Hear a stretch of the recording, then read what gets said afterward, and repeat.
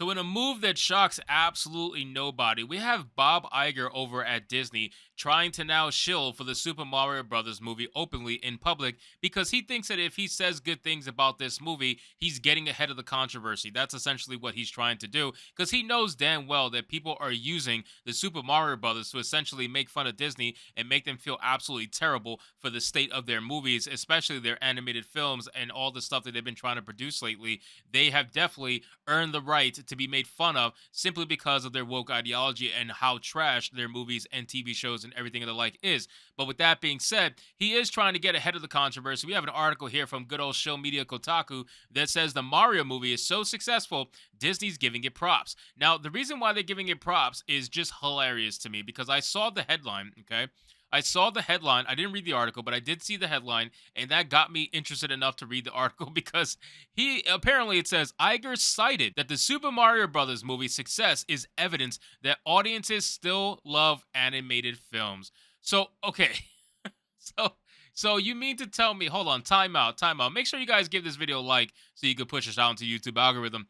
Apparently, according to Bob Iger, he thinks that animated films prior to Super Mario Brothers were apparently in some sort of struggle unique to the brand, unique to the actual animated films themselves, which is complete bullshit. Everybody knows that that's not the case whatsoever. The reason why your films were trash is because they were trash. You made sure that you focused on identity politics first and storylines and animation second. That was not your priority. The success of the movie was not your priority. The message was your priority. And that's why something like Super Mario Brothers the movie, something that prioritizes the actual movie, giving the fans what they want, giving them just enough nostalgia to make them say, "Oh, I saw that in the video game." You know what I'm saying? Giving fan service.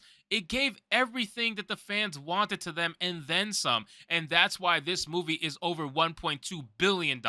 It's not because it's proving that animated films are still viable. We all know animated films are viable. That is such a terrible excuse. And it goes to show that Disney is still in the whole, oh, it's the pandemic theater phase. We're not making money because people are scared to go to the theaters. Like, come on, stop the lie, bro. So it says since its release, the Super Mario Brothers movie box office records, earning more than $1 billion at the global box office, making it the most successful video game movie in history, according to Rotten Tomatoes. It's such a breakout success that even the CEO of Disney is giving it props because he absolutely has no choice but to. He has to acknowledge it, which is amazing to me. This movie is doing so good that the CEO of Disney has no choice but to acknowledge the movie, and that is badass in my opinion. It says during a quarterly earnings call on Wednesday, Disney CEO Bob Iger metaphorically brandished a peace flag whilst congratulating rival studio Universal Pictures for the box office success of the Super Mario Bros. Movie. The Mouse House CEO cited the video game's film success as an example to his suits that moviegoers love animated films seemingly designed in a lab enough to open their wallets and make it rain on their jovial mascot as well. Good afternoon, everyone, Iger said at the start of the earnings call. Allow me to digress for a moment to congratulate Universal for the tremendous success of Super Mario Bros. It certainly proves people love to be entertained in theaters around the world, and it gives us reasons to be optimistic about the movie business. But again, so we knew this. We knew this. We've been saying it all the time. Like, you should be focusing on entertaining the customer. How can you start your phone call saying it certainly proves people love to be entertained in theaters around the world? No fucking shit. Like, why would anybody want to go to the theater for anything else other than to be entertained? That is the problem here with their mindset. They think that the theater is a messaging space. That's what they think it is. They think it's for the message. They don't realize that it's for entertainment only. People want to be entertained, and that's it. They don't want to be preached to. They don't want to be pandered to. They just want an entertaining movie. And then the people who you are pandering to, they're not even going to go see the movie that you made to go pander to them in the first place. So that's why this is so unbelievably stupid to me. I cannot believe that he started his phone call like this. And then he says it gives us reason to be optimistic about the movie business.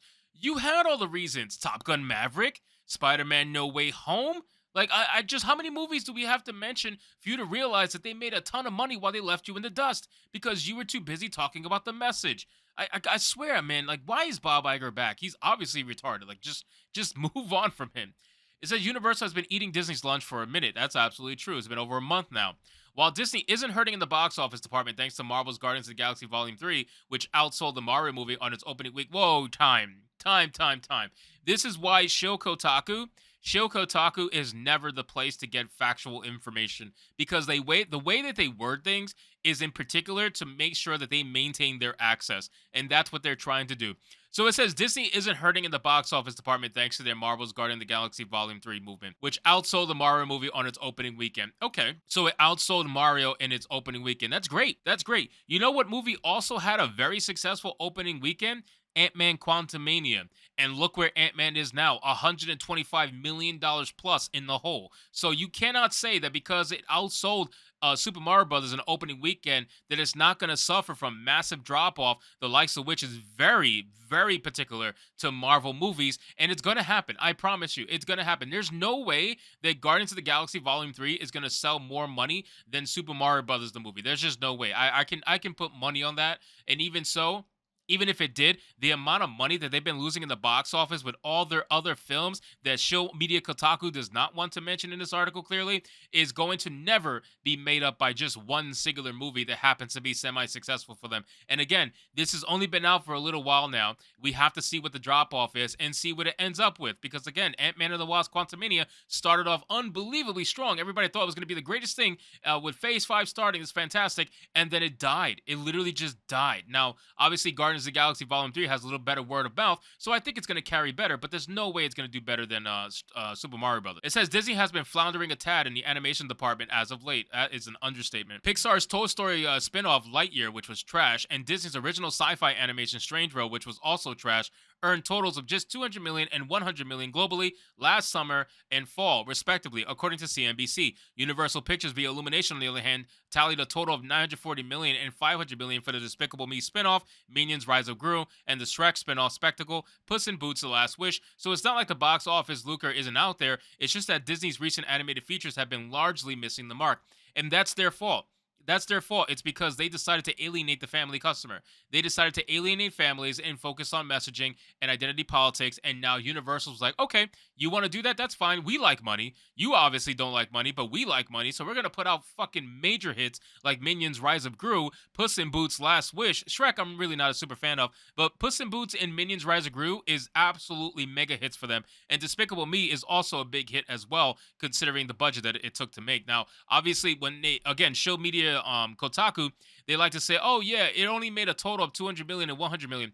That's what it made in the box office. That's gross profit. And when you account for what they took home, it shows that they lost hundreds of millions of dollars on both of these movies. It is insane the level of money that Disney has lost on these two films. So again, the fact that they thought that animated films were not successful in the box office anymore, they only have themselves to blame because Universal and Illumination Studios has proven time and time again that they're capable of putting out major fucking box office hits. It says to Iger's credit, even Mario creator Shigeru Miyamoto was surprised by Illumination box office success with the Mario movie. I did a level of expectation that this movie would also do well, but I was very surprised that it went beyond what I could have imagined when it finally came out. Miyamoto told the Japanese press, translated by Video Games Chronicle, you need some luck to achieve this level of success for a film. While many foreign critics have given the movie relatively low ratings, I think that also contributed to the movie's notoriety and buzz. So the fact that even he was surprised that it was going to do that, well, listen, it's a video game movie, and video game movies notoriously don't make a ton of money, so there's no